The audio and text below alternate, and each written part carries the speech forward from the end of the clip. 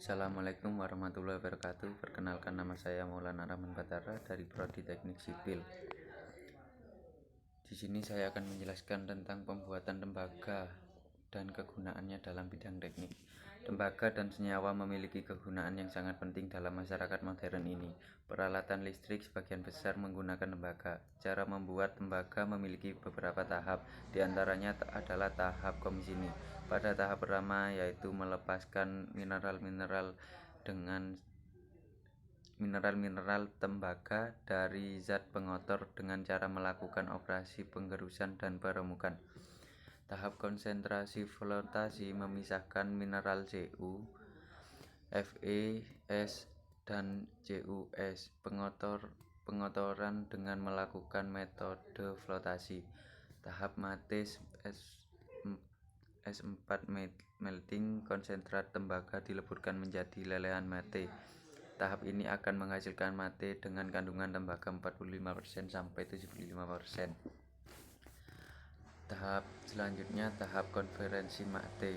Tahap konferensi mate akan menjadi blister copper dengan melalui dioksidasi yang meningkatkan kandungan menjadi 90%. Tahap fire refining.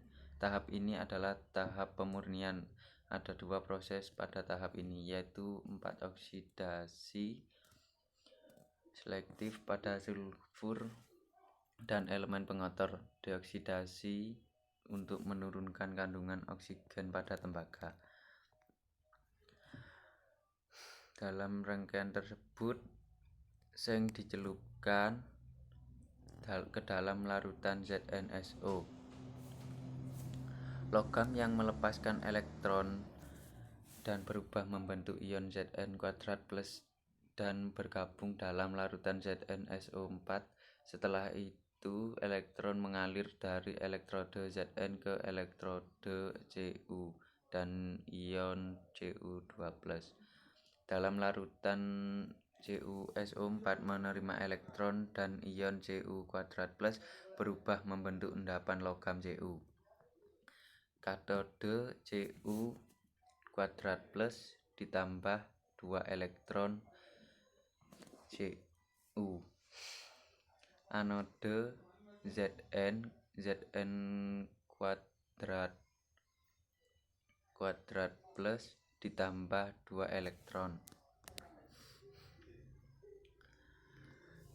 Yang ketiga, kegunaan proses elektrolis dalam bidang teknik. Untuk menghasilkan arus listrik dan melewatkannya melalui benda-benda bukan logam yang pada dasarnya mengubahnya dalam berbagai cara, dapat digunakan untuk mengukur konduktivitas. Contoh yang sering kita temui dalam kehidupan sehari-hari adalah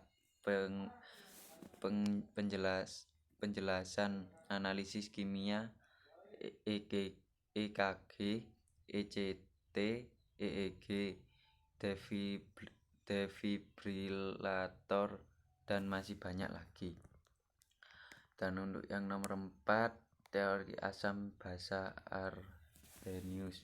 Konsep asam basa menurut Arrhenius dapat dilihat dari ion yang dihasilkan ketika suatu senyawa dilarutkan ke dalam air. Jika suatu senyawa atau spesies menghasilkan ion H+, saat dilarutkan ke dalam air maka disebut asam.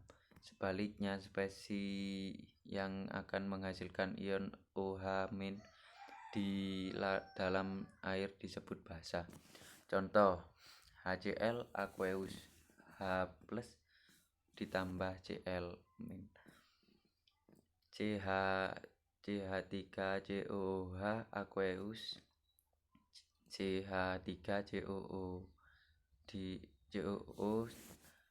ditambah H+, KOH aqueous K+ plus OOH, NH4OH aqueous NH4+ plus OH.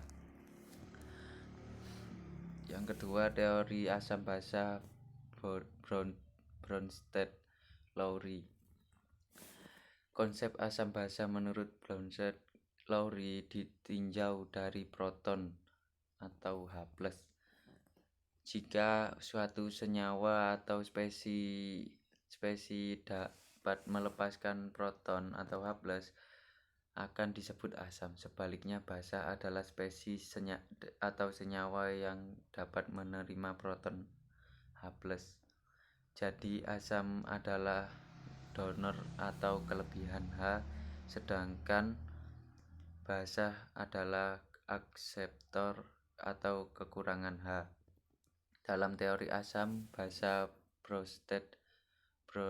Bronsted-Lowry dikenal istilah pasangan asam basa konjugasi. Pasangan asam basa konjugasi adalah pasangan senyawa yang memiliki selisih H sebanyak 1. Contoh, H20 berpasangan dengan OH, atau NH3 berpasangan dengan NH4+ dalam reaksi berikut. Dan ini contohnya. Yang ketiga, teori asam basa Lewis.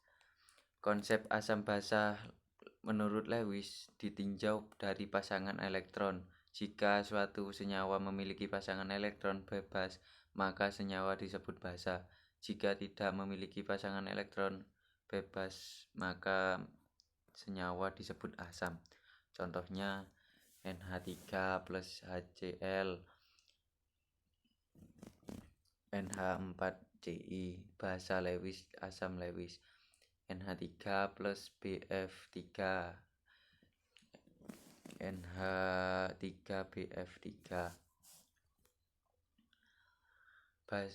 NH3 disebut basa Lewis karena memiliki satu pasangan elektron bebas di atom pusat N. Sepasang elektron bebas itu digunakan bersama-sama untuk berikatan dengan HCl atau BF3 yang tidak memiliki pasangan elektron bebas Sl. Yang kelima, jelaskan kenapa senyawa memiliki ikatan didihnya lebih tinggi. Peningkatan titik didih ini disebabkan oleh peningkatan gaya dispersi untuk molekul dengan lebih banyak elektron. Senyawa yang memiliki ikatan hidrogen menunjukkan titik lelah dan titik didih tinggi. Didih tinggi yang tidak normal. Titik lelah dan titik didih tinggi dari senyawa yang mengandung ikatan hidrogen disebabkan oleh kenyataan bahwa dibutuhkan energi ekstra untuk memutuskan ikatan ini. Contohnya ikatan hidrogen pada HF. Dan ini seperti ini contohnya ya. Nah, seperti ini contohnya.